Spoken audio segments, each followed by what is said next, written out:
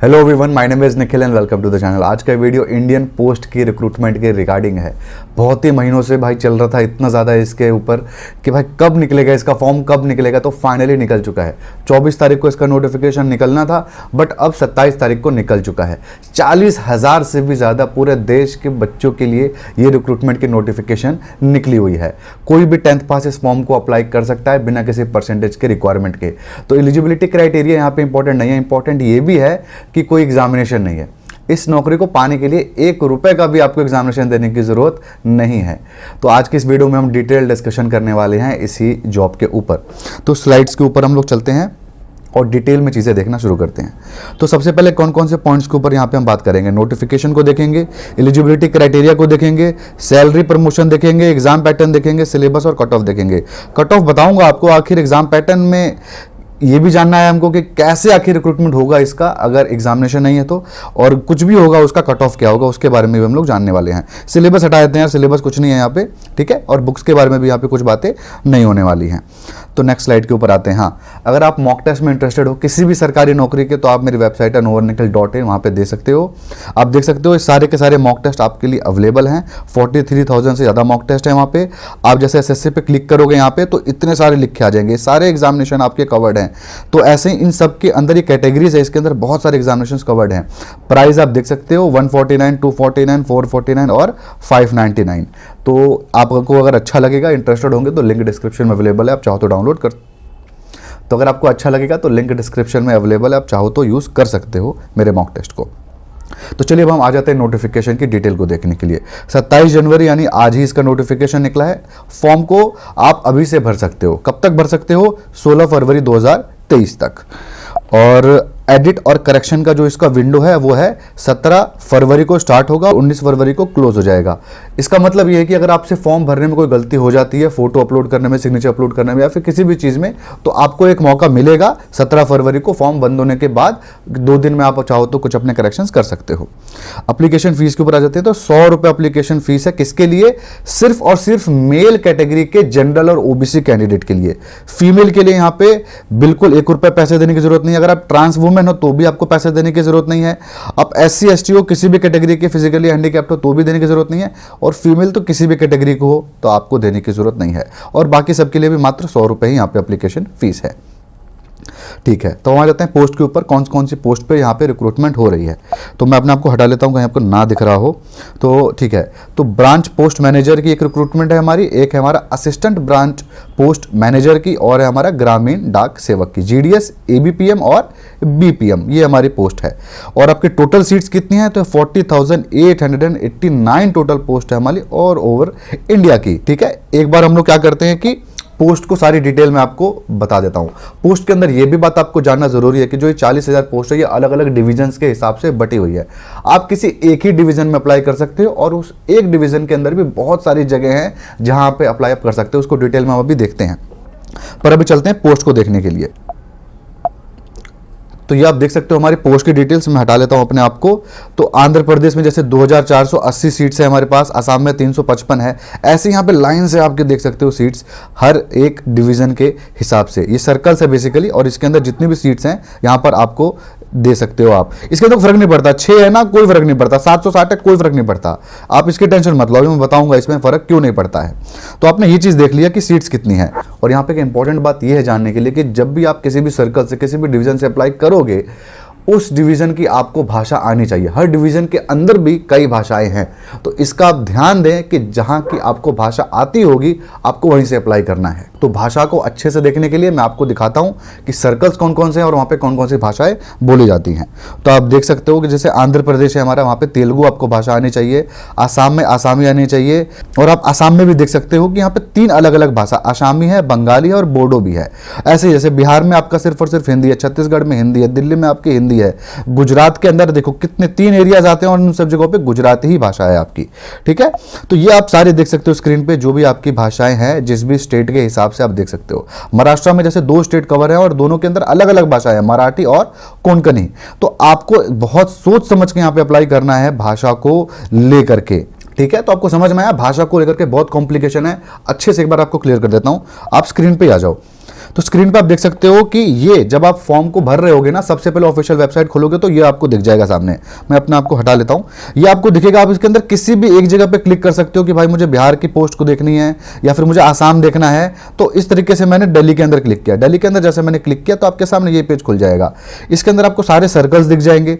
यहां पर आपको क्लिक करना है, यहां क्लिक नहीं करना है इनके ऊपर, यहां पर आपको नीचे क्लिक करना है, आपको सर्कल सिलेक्ट करना है। जैसे नॉर्थ दिल्ली सिलेक्ट किया, व्यू पोस्ट पे आपने क्लिक किया तो ये आपके पास आ जाएगा। यहां पर जैसे लिखा हुआ है डिस्ट्रिक्ट ये है, पोस्ट का नाम आपका ये है, ठीक है। और ये यहां पर देखिए अनरिजर्व जैसे कैटेगरी है, यहां पे ये फिजिकली हैंडीकैप्ड के लिए कैटेगरी है। भाषा कौन सी है यहां पर लिखी हुई है और पिन कोड भी लिखा हुआ है। तो आपको समझ रहे हो कि आपको किसी एक ही पोस्ट पे ऐसे चुन चुन के चीजों के लिए अप्लाई करना है, आपके घर के पास वाली चीजों के लिए, ठीक है। तो आपको ये समझ में आ रहा है कि यहां पे इस तरीके से आपको अप्लाई करना है ताकि आपको भाषा, आपका लोकेशन, सब कुछ कंफर्टेबल हो। अब इसके अंदर देखा जाए सैलरी प्रमोशन, तो आपको आई थिंक ये चीज़ समझ में आ गया होगा। इसको एक बार एलिजिबिलिटी क्राइटेरिया के अंदर मैं आपको थोड़े से अच्छे से और समझा दूंगा। चलिए अब हम आ जाते हैं सैलरी और प्रमोशन के अंदर। सैलरी प्रमोशन के अंदर बात करें, देखिए यहाँ पे एलिजिबिलिटी क्राइटेरिया इंपॉर्टेंट नहीं है, बता चुका हूँ, कोई 10th पास अप्लाई कर सकता है। उसको हम लोग देखेंगे एक बार। इन चीज़ों के अंदर यहाँ पे समझना ज़्यादा ज़रूरी है। और मैं कहूँगा अगर आपको नहीं समझ में आ रहा है फॉर्म कैसे अप्लाई करना है ना, 2-3 दिन रुक जाओ। मैं शायद इसके ऊपर डिटेल वीडियो डालने वाला हूँ कि कैसे इस फॉर्म को अप्लाई करना है, उसको देख करके ये आप डालना। अगर मैं नहीं डालता हूँ तो आप भर देना भले, लेकिन 2-3 दिन तो रुक ही जाओ। तो ठीक है, हम आ जाते हैं वापस। तो सैलरी प्रमोशन पे आ जाते हैं। यहाँ पर जो पोस्ट है 2 तरीके की सैलरी के हिसाब से डिवाइडेड है। एक बीपीएम आपकी जो हमारी मैनेजर की पोस्ट थी, और ये असिस्टेंट मैनेजर और डाक सेवक की जो हमारी पोस्ट है। यहाँ पर आपको दिख रहा होगा TRCA स्लैब, इसका मतलब है हमारा टाइम रिलेटेड कंटिन्यूटी अलाउंसेस। ये अलाउंस है, अभी सिर्फ अलाउंस है, इसके अंदर आपका DA भी जुड़ेगा और आपके अदर अलाउंसेस भी जुड़ेंगे, तब आपकी टोटल सैलरी बनेगी। इसको मैं आपको समझाता हूं कि इसका क्या मतलब है। यहां पर टोटल घंटे के हिसाब से नौकरी होता है। रुकिए हम अगले पोस्ट पे चलते हैं और सबसे पहले हम लोग ब्रांच पोस्टल मैनेजर का देख लेते हैं। यह जो सबसे पहला था ना ब्रांच पोस्टल मैनेजर, इसका देख लेते हैं। तो मैनेजर वाली जो पोस्ट है इसके अंदर घंटों के हिसाब से काम का है। और रुको मैं अपने आप को हटा लेता हूं तो देख लेते हैं। तो घंटों के हिसाब से काम है। अगर अगर ब्रांच पोस्टल मैनेजर है वो काम करता है 4 घंटे, लेवल 1 के अंदर आपको 4 ही घंटे काम करना है, तो आपको 12,000 पर मंथ मिलेगा आपका TRCA। और आपको जैसे जैसे समय बढ़ता जाएगा ये 12,000 आपका 29,000 तक जा सकता है, अगर आपका लेवल नहीं बढ़ता है फिर भी। लेकिन अगर आपका लेवल बढ़ जाता है तो आप 5 घंटे काम करोगे, लेवल 2 के हो जाओगे और आपकी सैलरी बनने वाली है 14,500 पर मंथ। अभी हम लोग सिर्फ TRCA के बारे में बात कर रहे हैं और किसी चीज़ के बारे में बात नहीं कर रहे हैं। अभी टोटल आपको पे स्लिप भी दिखाने वाला हूं मैं यहाँ पे। तो ये 14,500 से लेकर के 35,480 तक जा सकता है। तो यहाँ पे घंटों के हिसाब से काम है। तो इतना ही काम भी, अच्छी बात भी है कि इतना ही देर काम करना है, बुरी बात है कि काम की सैलरी भी कम है। अब वैसे हम ग्रामीण डाक सेवक के ऊपर आ जाते हैं। आपको याद है ना ऊपर 2 तरीके की पोस्ट थी हमारी, BPM की थी और अब ABPM और ग्रामीण डाक सेवक की एक ही तरीके का सैलरी है। इनको देख रहे हैं हम लोग। तो अब आ जाते हैं यहाँ पे। इनका क्या है, इनके अभी सेम चीज़ है, 4 घंटा अगर काम करता है तो लेवल 1 का कहलाएगा और सैलरी मिलेगी 12,000। ऊपर कितना था, सॉरी 12,000 नहीं मिलेगी, आई थिंक कुछ स्लाइड में गड़बड़ है, 12,000 नहीं मिलती है, ये आपको मिलेगी 10,000। ठीक है, ये आप समझ लेना, मैंने आपको यहां पर बता देता हूं। तो ये 12,000 नहीं 10,000 मिलेगी और जो 14,500 लिखा हुआ है ना, ये 12,000 आपको मिलेगा लेवल 2 के अंदर, 5 घंटा काम करने के अंदर। ठीक है, तो ग्रामीण डाक सेवक हो आप तो लेवल 1 के अंदर आपको 12,000 नहीं मिलेगी, 10,000 मिलेगी, और लेवल 2 के अंदर आपको 14,500 नहीं मिलेगी, 12,000 मिलेगी। और उसी हिसाब से आपका ये भी डिस्ट्रीब्यूट हो जाएगा। तो ये हो गया हमारा ग्रामीण डाक सेवक और दोनों की सैलरी। इसके अलावा देखो ये अलाउंसेस आपको एक्स्ट्रा मिलने वाले हैं उसके ऊपर। इसके अलावा DA भी मिलेगा, पर जैसे ये आपका अलाउंसेस है 180 रुपये आपका CMA मिलने वाला है, आपका 6,000 रुपये पर ईयर मिलेगा चाइल्ड एजुकेशन अलाउंस का। इसको आप थोड़ी सी डिटेल में देख लो। तो ये हमारा पे स्लिप है, आप देख सकते हो सामने। पे स्लिप के अंदर क्या गेम है यहाँ पे कि ये ब्रांच पोस्ट मास्टर का पे स्लिप है। तो आप देख सकते हो 4 घंटा लेवल 1 पे है ये बंदा, अभी 12,000 इसका ये है। DA आप देख सकते हो 3360 है और 250 इसका अलाउंस है, ऑफिस मेंटेनेंस अलाउंस।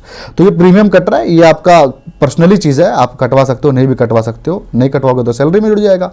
और ये प्रोफेशनल टैक्स है, ये भी आपका वापस हो जाता है। ठीक है, और आपका ये सब्सक्रिप्शन चार्जेस है क्योंकि एसोसिएशन से आप जुड़े होते हो। तो टोटल इस बंदे का जो है 13,553 रुपये सैलरी बन रही है, जिसमें से 200 रुपये उसको वापस मिल जाएंगे और ये 1,600 रुपये का उसको बेनिफिट तो मिल ही रहा है। तो ये आपको सैलरी मिल सकती है स्टार्टिंग में ही। ठीक है। इसके अलावा मैं आपको बता दूं भाई, चैनल सब्सक्राइब कर लो, चैनल पे ऐसी वीडियोस आपको देखने का मन है, चैनल सब्सक्राइब कर लो और वीडियो को भी लाइक करो, कमेंट करो, अपने फ्रेंड्स को शेयर करो ताकि उनको भी ऐसे वीडियो से फ़ायदा मिलता रहे। तो चलिए हम आते हैं नेक्स्ट चीज़ पे। क्या है हमारा नेक्स्ट है हमारा जॉब प्रोफाइल। आखिर क्या है, काम क्या करना है। तो देखिए, इतने सारा पढ़ने की जरूरत नहीं है, सिंपल आपको काम बता देता हूँ। ब्रांच पोस्ट मास्टर बेसिकली जो होगा वो आपका मैनेजर होगा। जो भी आप पोस्ट ऑफिस देखते होगे ना, वहाँ का वो मैनेजर होगा, सब उसका अंदर ही काम होगा। क्या पोस्ट जा रही है, क्या पोस्ट आ रही है, सब कुछ वो मैनेज करता होगा। जो भी पोस्ट ऑफिस होता है वहाँ पे लोग चिट्ठी तो अपना डालते ही हैं कि भाई हमको पोस्ट करना है, चिट्ठियाँ आती भी हैं, उन सबको मैनेज करना, जितनी भी कुछ चीज़ों की कमी हो रही है उनके ऑर्डर देना, अपने हेड ऑफिस में बताना। इंस्पेक्शन होगा तो सब कुछ जिम्मेदारी उसी की होती है। इसके अलावा उसकी ये चीज़ भी जिम्मेदारी बनती है कि वो अकाउंट्स खुलवाए, लोगों को लोन प्रोवाइड करे। लोग अपने पोस्ट ऑफिस में भी अकाउंट खुलवाते हैं, वहाँ पे पैसे रखते हैं, तो इन सब चीज़ों को भी फैसिलिटेट करना और बेसिकली मैनेजर का काम है। जो असिस्टेंट मैनेजर का जो इसके अंदर पोस्ट है उसका काम ये है। असिस्टेंट मैनेजर मतलब ये मत समझना, खुश मत हो जाना। असिस्टेंट मैनेजर मतलब कि आपका जो ये है असिस्टेंट ब्रांच पोस्ट मास्टर, मैं कह रहा हूँ ये है। ऐसे खुश होकर के कहीं बहुत ज़्यादा आप सोचने लग जाओ काम, तो ऐसा नहीं है। तो असिस्टेंट ब्रांच पोस्ट मास्टर जो इसके अंदर है, अच्छा आपको दिख नहीं रहा होगा शायद, तो ये दिख रहा हो, ये मैं बात कर रहा था। असिस्टेंट ब्रांच पोस्ट मास्टर का चीज़ें यहाँ लिखी हुई है और ब्रांच पोस्ट मास्टर की चीज़ें यहाँ लिखी हुई है। दोनों का काम लगभग सेम ही है। ब्रांच पोस्ट मास्टर जो होगा वो बस बॉस होगा, सारा काम मोस्टली यही कर रहा होगा और वो भी मतलब दोनों मिलकर के मैनेज कर रहे होंगे चीज़ें। तो अगर मान लो बाई चांस एम्प्लॉय नहीं आए तो जो ग्रामीण डाक सेवक जो हमारी पोस्ट है उसका काम होता है जैसे स्टैंप्स बेचना, तो इसको भी बेचना पड़ सकता है। दुकान दुकान जाकर के नहीं, ऑफिस में बैठ करके बेचना पड़ सकता है, ठीक है। और इसके अलावा जो ग्रामीण डाक सेवक है, इसकी जो नौकरी है, इसके अंदर बहुत सारे तरीके के काम होते हैं। जैसे आपको एग्जांपल देता हूँ, जो भी चिट्ठियाँ होती हैं वो आपको देना, ये एक तरीके का काम है जो पोस्टमैन वाला काम है। एक ये भी होता है जो चिट्ठियाँ छांटना, छांट करके पोस्टमैन को देता है, भाई आपको यहाँ पर देनी है, आपको यहाँ पर देनी है, ये भी काम होता है। स्टैम्प्स जो होते हैं, स्टैम्प्स भी बेचते हैं और भी बहुत रख रखाव के काम होते हैं जो ग्रामीण डाक सेवक करता है। तो हम आ जाते हैं स्लाइड पे। तो ये सारा हो गया हमारा जो भी जॉब प्रोफाइल है वो। अब हम आ जाते हैं नेक्स्ट स्लाइड, क्या है एलिजिबिलिटी क्राइटेरिया पे। चलो आ जाते हैं। तो एज की बात करें तो 18 से 40 साल तक के कोई भी स्टूडेंट्स यहाँ पे अप्लाई कर सकते हैं। इसके ऊपर यही नहीं, एज के रिलैक्सेशन भी दी गई है। 5 साल 3 साल जो भी हमारी एज की रिलैक्सेशन है ना, सारी यहाँ पर दी गई है। तो एजुकेशन पे आ जाते हैं। एजुकेशन की बात करें तो कोई भी 10th पास इस फॉर्म को अप्लाई कर सकता है, बस आपके 10th में मैथ और इंग्लिश एक कंपलसरी सब्जेक्ट रहे हों। देखिए सीबीएसई बोर्ड में तो मैथ और इंग्लिश कंपलसरी सब्जेक्ट रहते ही हैं, ठीक है। मैं हटा देता हूँ, शायद आपको नहीं दिख रहा होगा, हाँ मैथ और इंग्लिश तो आपके कंपलसरी सब्जेक्ट रहते ही हैं सीबीएसई बोर्ड में। स्टेट बोर्ड में कई बार क्या होता है, बच्चों का इंग्लिश वीक होता है तो वो इंग्लिश को कंपलसरी सब्जेक्ट नहीं लेते हैं और उसमें फेल हो चुके होते हैं और फिर अपना 10th बोर्ड पास कर जाते हैं, तो वैसे स्टूडेंट यहाँ पे नहीं अप्लाई कर सकते। मैथ और इंग्लिश आपका कंपलसरी सब्जेक्ट होना चाहिए। इसके अलावा आपको लोकल भाषा आनी चाहिए। मैं आपको बता चुका हूं लोकल भाषा कैसे पता करें। लोकल लैंग्वेज जहां की आपको आती होगी आप वहीं पे अप्लाई कर सकते हो। ये आपको बात यहां पर ध्यान से समझना है कि लोकल लैंग्वेज आपको आना चाहिए, बस यही रिक्वायरमेंट है, ठीक है। और ये पता कैसे चलेगा, 10th में आपका एक सब्जेक्ट होना चाहिए जो भी आपकी लोकल भाषा होगी वो। महाराष्ट्र से अप्लाई करें तो मराठी आपकी एक लोकल भाषा होनी चाहिए 10th में, हिंदी आपकी होनी चाहिए 10th में, इंग्लिश होना चाहिए 10th में। आप अगर ऐसे स्टेट से अप्लाई करते हो वहाँ पे अगर ये भाषाएं हैं तो। इसके अलावा ये बात आपको समझना और ज़रूरी है कि जब इस पोस्ट में अप्लाई आप कर रहे होगे तो यहाँ पर कोई भी डोमिसाइल का गेम नहीं है कि आपको कहीं से भी अप्लाई कर सकते हो। बिहार के रहने वाले हो तो आप कलकत्ता से भी अप्लाई कर सकते हो, डोमिसाइल का गेम यहाँ पे नहीं है। तो चलिए आ जाते हैं हम यहाँ पे स्लाइड के ऊपर। तो देखिए यहाँ पे जो अपीयरिंग स्टूडेंट है 10th में वो लोग नहीं अप्लाई कर सकते हैं, सिर्फ जो पास है वही अप्लाई कर सकते हैं। नेक्स्ट स्लाइड देख लेते हैं। हाँ, तो इसके अंदर नॉलेज ऑफ कंप्यूटर भी मांगा गया है, कोई सर्टिफिकेट नहीं चाहिए, बस आना चाहिए आपको। नॉलेज ऑफ साइकिलिंग भी मांगा गया है, इसकी भी कोई सर्टिफिकेट नहीं चाहिए, बस आना चाहिए आपको। और ये सब फालतू चीज़ें हैं, खैर इसका कोई बात नहीं है। तो यहाँ पर हम आ जाते हैं अब हम एग्जामिनेशन पैटर्न के ऊपर कि आखिर सिलेक्शन कैसे होने वाला है। सिलेक्शन यहाँ पर होगा टोटली जो हमारा है, सिलेक्शन हमारा होने वाला है 10th क्लास के मार्क्स के बेसिस पे। 10th बोर्ड में जो आपके मार्क्स आए थे उसी के हिसाब से आपकी यहाँ पे नौकरी लगेगी। अगर परसेंटेज अच्छे आए थे तो आपको नौकरी मिल जाएगी, बुरे आए थे तो नहीं मिलेगी, बस यही गेम है इसके अंदर, ठीक है। तो आप अगर पोस्ट अप्लाई कर रहे होगे, अगर आपका ग्रेड सिस्टम हुआ तो स्क्रीन पे आ जाते हैं हम लोग। अगर ग्रेड सिस्टम हुआ तो ग्रेड को ऐसे अपने मार्क्स कैलकुलेट करने हैं। अगर A1 ग्रेड था तो 10 को मल्टीप्लाई करना है 9.5 से। 9.5 हमारा कॉमन फैक्टर है यहाँ पे, और A2 अगर है तो 9 मल्टीप्लाइड बाई 9.5 होगा। जो आएगा ना वो आपको मार्क्स अपने लिखने हैं ग्रेड के हिसाब से। अगर सपोज करिए कि आपके फॉर्म में जो भी आपका मतलब जो रिजल्ट निकला होगा वहां पे ग्रेड भी दिया है, नंबर भी दिया है, तो आपको नंबर लिखना है, ग्रेड से कैलकुलेट नहीं करना है। अगर आपको नंबर दिया है तब तो आप नंबर लिख ही दोगे, ग्रेड नंबर दोनों दिया है तो नंबर लिखोगे, और सिर्फ ग्रेड दिया है तो आपको इस तरीके से कैलकुलेशन करनी है। तो आ जाते हैं वापस स्लाइड के ऊपर, ठीक है। इसके अलावा आपको ये चीज समझना है कि अगर दो बच्चों का सेम परसेंटेज है तो जिसका उम्र ज्यादा होगा उसको प्रेफरेंस दिया जाएगा, नहीं तो उम्र भी सेम है तो कौन उसमें शेड्यूल ट्राइब ट्रांस वुमेन है उसको दिया जाएगा, उसके बाद शेड्यूल ट्राइब फीमेल को, उसके बाद शेड्यूल कास्ट ट्रांस वुमेन को। तो इस तरीके से आप देख सकते हो सारी हायरार्की है, इस हिसाब से बांटा जाएगा। इसके अलावा यहाँ पे applicants having both marks and grades in marks, ये अच्छा वही बात है सेम जो मैं आपको बोल चुका हूँ। इसके बाद हम आ जाते हैं, हाँ ये सारे डॉक्यूमेंट्स आपको चाहिए फॉर्म अप्लाई करते वक्त। आई थिंक आपको नहीं दिख रहा होगा, हटा देता हूँ। तो ये सारे आपको डॉक्यूमेंट्स चाहिए, जैसे ओरिजिनल मार्कशीट चाहिए आपकी, कम्युनिटी सर्टिफिकेट, कास्ट सर्टिफिकेट आपको चाहिए, physically handicap, transgender, date of birth, medical certificate, ये सारे सर्टिफिकेट आपको रिक्वायर्ड हैं। कट ऑफ से पहले अब हम बात कर लेते हैं किसी और चीज़ की। आ जाते हैं यहाँ पे, सारे डॉक्यूमेंट्स आपको चाहिए और ये सारे डॉक्यूमेंट्स आपको फॉर्म अप्लाई करते वक्त आपके हाथ में होने चाहिए। कास्ट सर्टिफिकेट आपका बाद का अगर हुआ तो आपको नहीं माना जाएगा उस कास्ट का, ठीक है। इसके अलावा आपको एग्जाम पैटर्न के अंदर कुछ भी नहीं है, जो भी स्टूडेंट आप अप्लाई करोगे परसेंटेज के हिसाब से आपको मेल आएगा और मैसेज आएगा कि हाँ भाई आपको सिलेक्ट कर दिया गया है। आप अपने पोस्ट पे जाओगे, डॉक्यूमेंट वेरिफिकेशन वहां पे करोगे। कहां से अप्लाई करना है थोड़ी सी सजेशन दे देता हूं आपको। जब अप्लाई कर रहे होगे सिर्फ और सिर्फ उसी जगह से अप्लाई करना जहां पे आपको नौकरी करनी है। ऐसी जगह से मत करना कि जहां पे कट ऑफ कम है। हालांकि मैं एक वीडियो शायद बनाऊंगा कि पूरे के पूरे देश में कहां कम कट ऑफ होगा और कहां नौकरी आपको मिलना आसान है, बट स्टिल मैं ये रिकमेंड करूंगा कि आप अप्लाई करो अपने गांव के पास से, क्योंकि सैलरी कम है, रेंट में पैसा निकल जाएगा आपका।